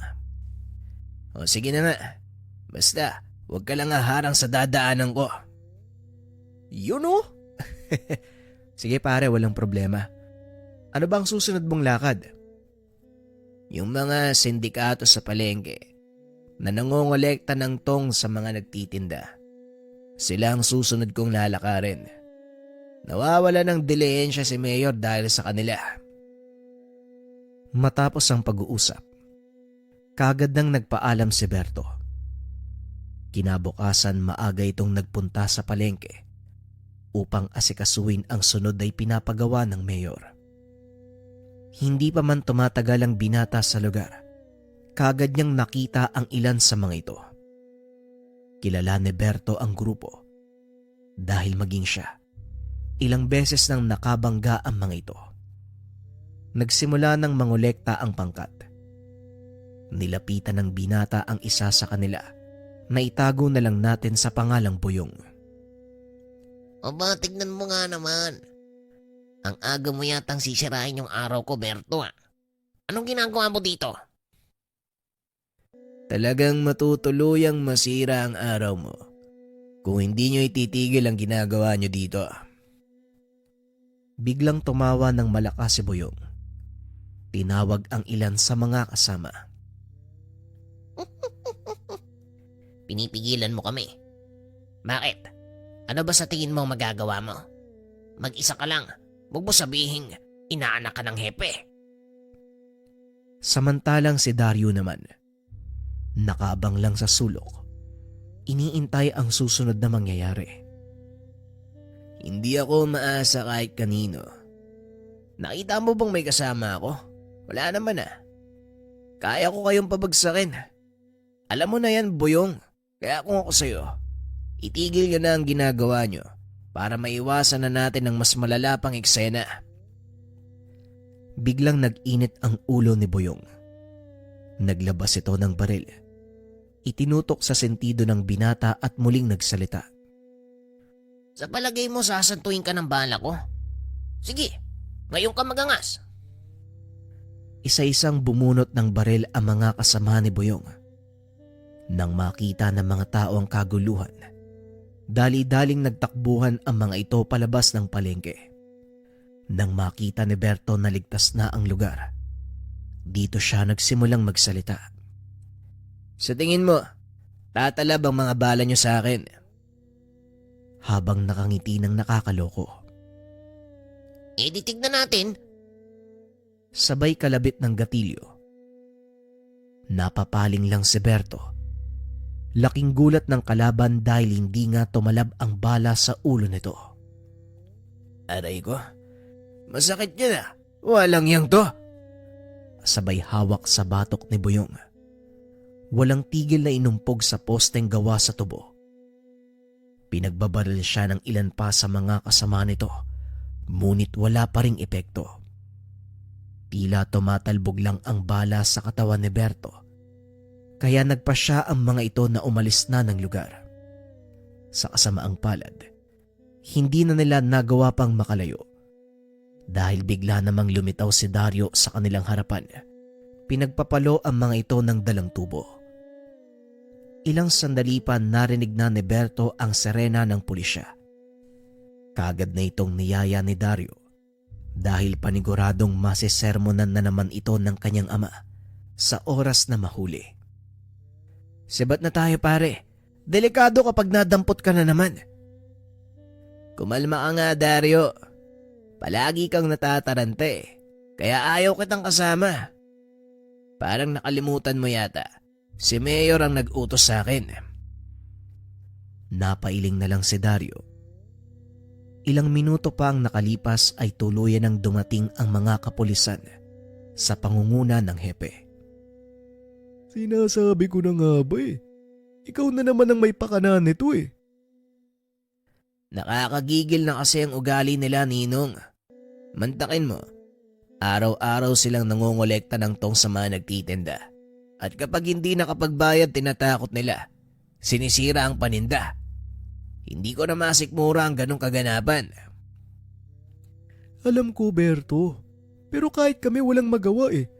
Dahil nasa ilalim sila ng malalaking tao. May kukulong namin sila ngayon, pero siguradong kinabukasan lalaya na naman sila. Babalik sa dating gawain. Paulit-ulit na ganun, iho. Kaya nga ako nakisali na eh. Masyado nang masakit sa lalamunan ng mga tinik na yan. Kailangan ng bunutin.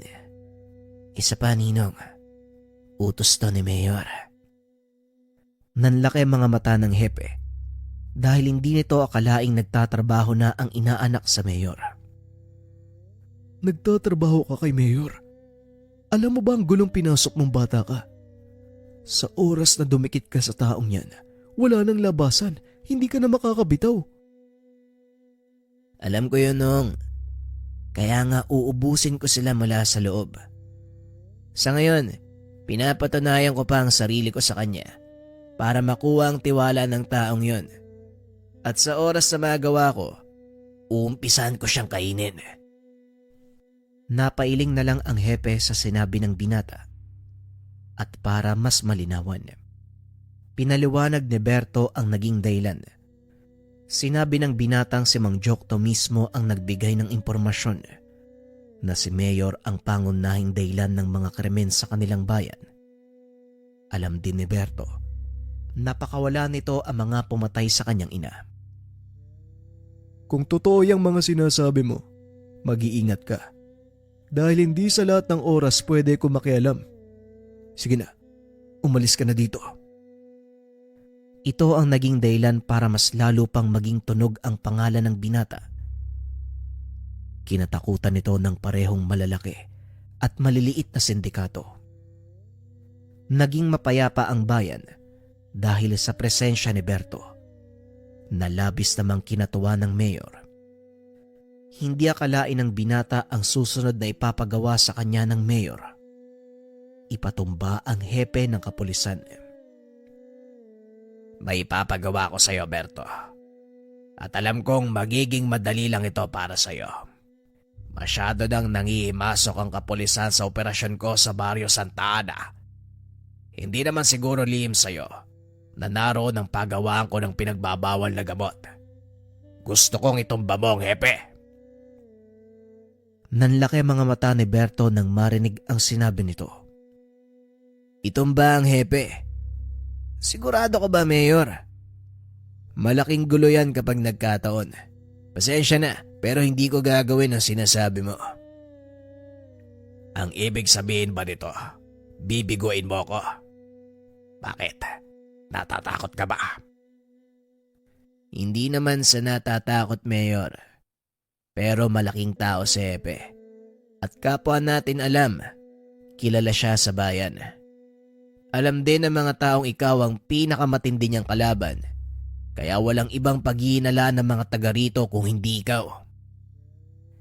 Hindi mangyayari yon kung papalabasin mong aksidente ang lahat.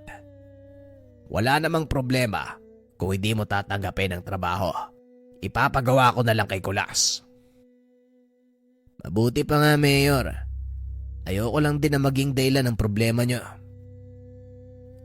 Nagkunwari itong sumang-ayon sa plano ng mayor para hindi malata ang susunod niyang hakbang. Matapos ang pakikipag-usap, kaagad nitong pinunta ng hepe sa istasyon upang ipagbigay alam ang susunod na plano ng mayor. Talagang hindi ako titigilan ng mayor na yan. Makailang beses niya nang pinagtangka ng buhay ko dahil ako lang ang naglalakas loob na pigilan ang mga masama niyang gawain. Kaya nga po, Ninong kailangan niyo muna sigurong magbakasyon. Lumayo muna kayo sa bayan, nakakatakot ang pwedeng mangyari. Huwag kang mag-alala, Berto.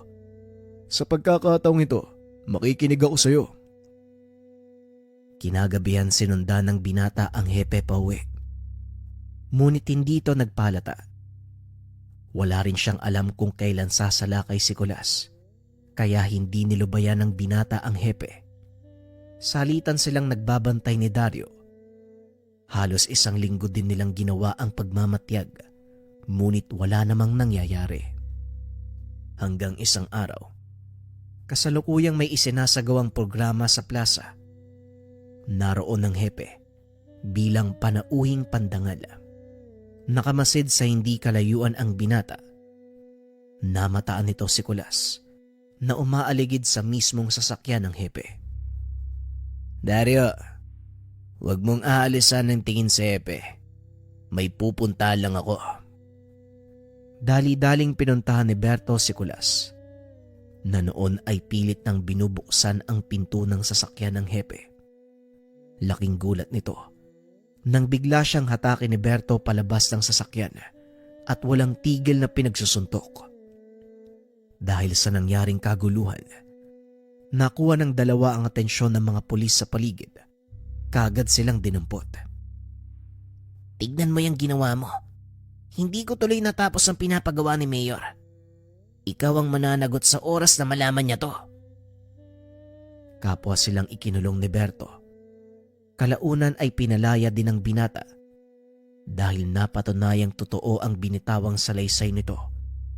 Nilooban ni Kulas ang sasakyan ng hepe.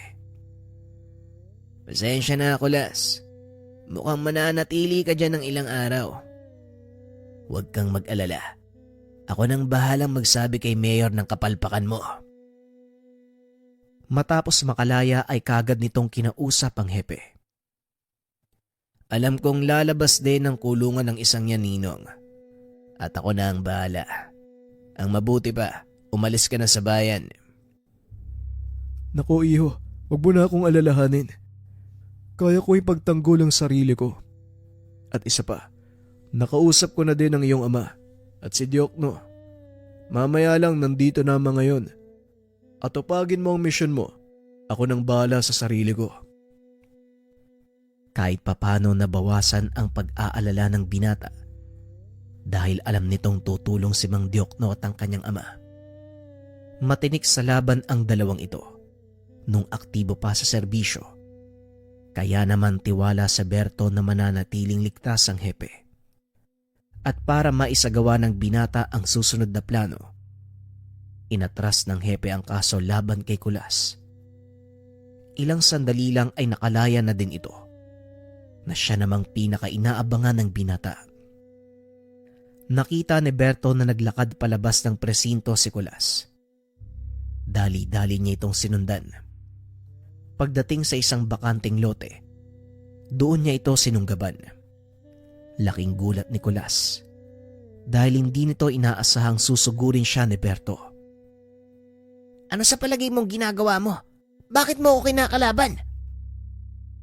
Pasensya na, Kulas. Pero hindi maaaring masira ang balat kayo ko kay Mayor. Sabay baril sa ulo ni Kulas. Hindi nakaramdam ng panghihinayang ang binata dahil kailangan niya itong gawin para manatiling sekreto ang kanyang plano. Pagsapit ng dilim, nagtungo ito sa tahanan ng Mayor. Saktong nakikipag-usap ito sa ilang katao. Hindi pamilyar kay Berto ang mga ito. Laking gulat ng binata nang marinig ang kanyang pangalan. Mas lalo pang nagulat si Berto nang makita ang muka ng isa sa mga kausap ng Mayor. Ito ang taong tinamaan niya sa muka.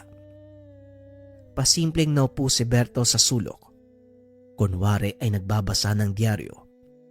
Pinakinggan nito ang usapan ng grupo. Wala kayong dapat katakutan.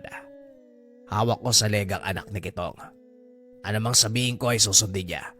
Kaya magagawa niyo ang mga plano niyo nang walang nangingialam. Siguraduhin mo lang, Mayor. Dahil sa oras na mabulilyaso kami, titiyakin ko na hindi ka na makakatakbo sa susunod na eleksyon. Huwag kang mag-alala, Amante. Ako nang bahala. Napagtanto ni Berto na ang pangalan ng taong pumatay sa kanyang ina, Amante. Muling bumalik ang sakit ng alaala sa binata.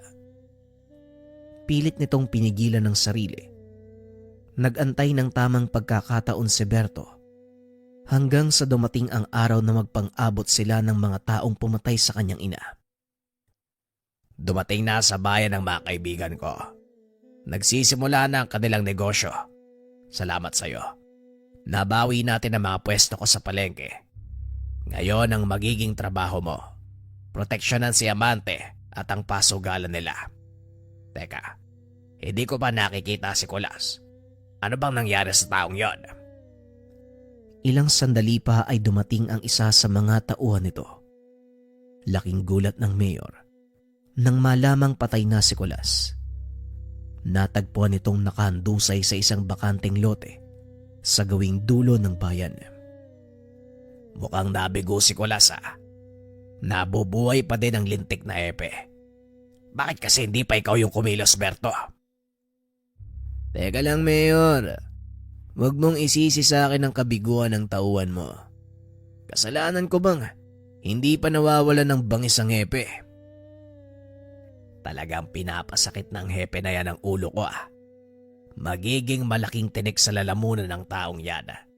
Kaya hanggat maaari, wag na wag mong papabayaan ang pasugalan nila Amante. At sa oras na malaman ng kapulisan, siguradong hindi sila titigil hanggat hindi napapahinto ang operasyon. Muli namang nakaisip ng plano si Berto. Matapos ang pag-uusap, kaagad nitong pinuntahan si Dario. Sinabi ang plano. Nagulat din ito nang sabihin ni Berto na nahanap niya na ang mga taong pumatay sa ina. Dario, puntahan mo si tatay at sabihin sa kanila ang bala ko. Alam na nila ang gagawin. Bilisan mo, dahil ngayong gabi ko isasagawa ang pagpapabagsak kay Mayor. Biglang kinabahan si Dario sa sinabi ni Berto. Ngunit wala na itong magagawa pa. Dali-daling lumabas ang binata at kinausap si Mang Kitong.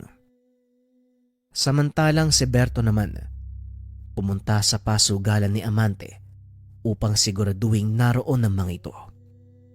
Gamit ang kakayahan sa pagbabalat kayo, tinago ni Berto ang kanyang itsura. Isa ito sa mga orihinal na kakayahan ng mutya ng putik. Ngunit hindi ito nagtatagal.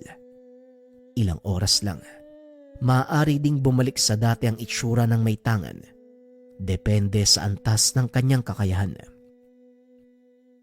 Ikaw ba si Berto? Ang sinasabi ni Mayor.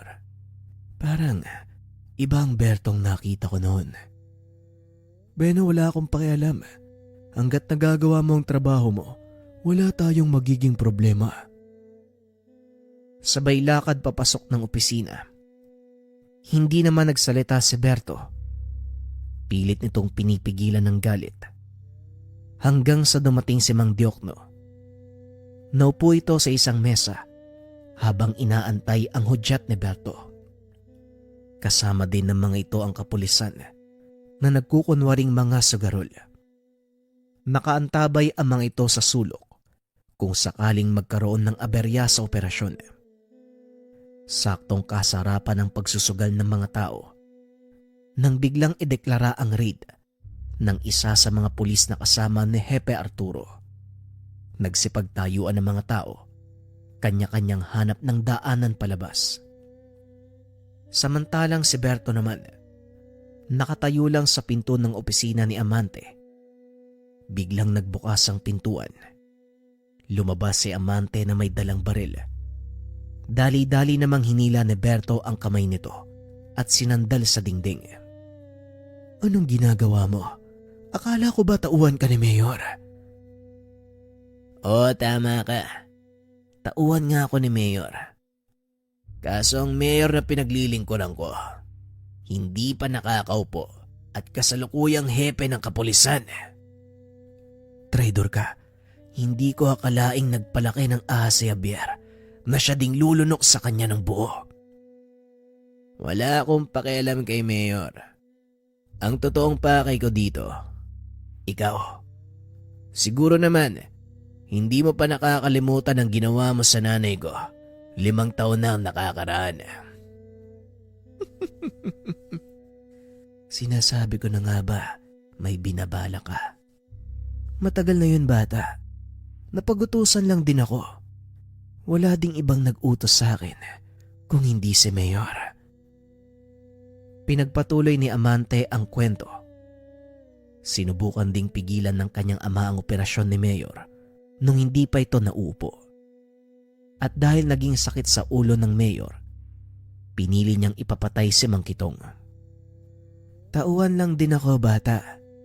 Kaya baka pwede naman natin pag-usapan na lang. Wala tayong dapat pag-usapan. Pinatay mo ang nanay ko at sisiguraduhin kong pagbabayaran mo yon. Bakit ako ang sisisihin mo? Masyadong naging pakailamero ang tatay mo, kaya nangyari yon. Huwag mong ibunton sa iba ang kawalanghiyaan mo. Isang malakas sa suntok ang binigay ni Berto kay Amante. Dahilan para bumagsak ito sa sahig. Sa kasamaang palad, nadampot nito ang nahulog na baril. Walang pagdadalawang isip na pinaputokan si Berto. Nanlaki mga mata nito dahil tila tumatalbog lang ang bala sa katawan ng binata. Paulit-ulit niya itong binaril hanggang sa maubos ang bala. Ngunit walang naging epekto kay Berto. Nakalimutan nata sabihin ni Mayor Javier ang dahilan kung bakit niya ako kinuwang tauhan. Sabay dampot ng naputol na paa ng bangkuan. Hinampas ito sa mukha ni Amante. Paulit-ulit itong ginulpe ng binata hanggang sa hindi na makakilos. Tama na yan, Berto. Hindi niya na kayang lumaban. Hayaan mo na ang kapulisan. Kailangan nating puntahan si Mayor. Paniguradong sa mga oras na to, tatakas na din siya. Ako na po ang bahala sa kanya. Dumito na lang po kayo. Dali-daling pumunta ang binata sa tahanan ng Mayor. Naabutan niya itong isinasakay ang mga bag na punong-puno ng pera. Nang mapansin ng mga tauhan ni Mayor ang binata, pinaulanan ito ng bala. Tinanggal ni Berto ang kanyang suot na sapatos. Naglakad ng nakayapak sa lupa. Dito pinamalas ng binata ang buong kakayahan ng tangang mutya. Kahit gaano kalakas ang baril na gamit ng mga kalaban, hindi ito tumatalab kay Berto. Laking gulat ng Mayor. Nang itinaas ng binata ang kanyang kamay, isa-isang nilamon ng putik ang mga tauhan nito. Berto, parang awa mo na. Hayaan mo lang ako mabuhay. Sa'yo na ang lahat ng perang to. Habang ipinapakita ang bag na punong-puno ng pera. Pasensya na, Mayor. Pero hindi pera ang habol ko, kung hindi ang buhay mo. Tinutok nito ang kamay sa alkalde. Dahan-dahang lumikop sa katawan nito ang napakaitim na putik. Ikaw ang magsisilbing pagkain para sa aking alagang mutya. Matagal ko nang hindi nagagawa to eh. Kung hindi lang dahil sa mga sukab na kagaya mo. Alam nito ang totoong kakayahan at pinagmula ng mutya ng putik. Isa itong gamit sa kaliwa na nangangailangan ng buhay na alay sa tuwing papakainin. Si Mayor Javier ang naging sakripisyo para dito. Dinig sa paligid ang nakakatakot na sigaw ng Mayor hanggang sa tuluyan itong kainin ng lupa. Matapos maisagawa ang plano, kaagad bumalik si Berto sa mga kasamahan. Nadala ng hepe ang mga tauhan ni Amante. Siguradong hindi na makakalabas pa ang mga ito. Patong-patong na kaso ang sinampa sa kanya ng pamahalaan. Maging sa alkalde na noon na hindi na mahagilap ng kapulisan. Walang kalam-alam ang mga ito sa ginawa ni Berto. Tanging si Mang Jokno lang ang nakakabatid sa totoong ginawa ng binata. Sa paglipas sa mga taon, muling nanumbalik sa kayusan ng kanilang lugar. Nagretiro si Hepe Arturo at gaya ng hula ni Berto, tumakbo ito bilang alkalde at pinalad na manalo sa halalan. Samantalang ang kaibigan ni Berto na si Dario, binigyan ng pagkakataong makapasok sa pulisya. Maging si Berto ay niyakap ang pagiging pulis. Sa wakas ay nagkaroon ng kabuluhan ng kanyang buhay. Hindi kagaya ng mga naunang humawak ng bertud ng putik. Ginamit niya ito upang mapanatili ang kaayusan ng bayan. Sinong mag-aakala ang isang sangganong antingero magiging tapat na lingkod ng batas? Siguro nga totoo ang kasabihan na hindi natin masasabi ang magiging tadhana ng isang tao. Ngunit masaya si Berto. Nagkaroon ng saysay ang kanyang buhay dahil sa mutya ng putik.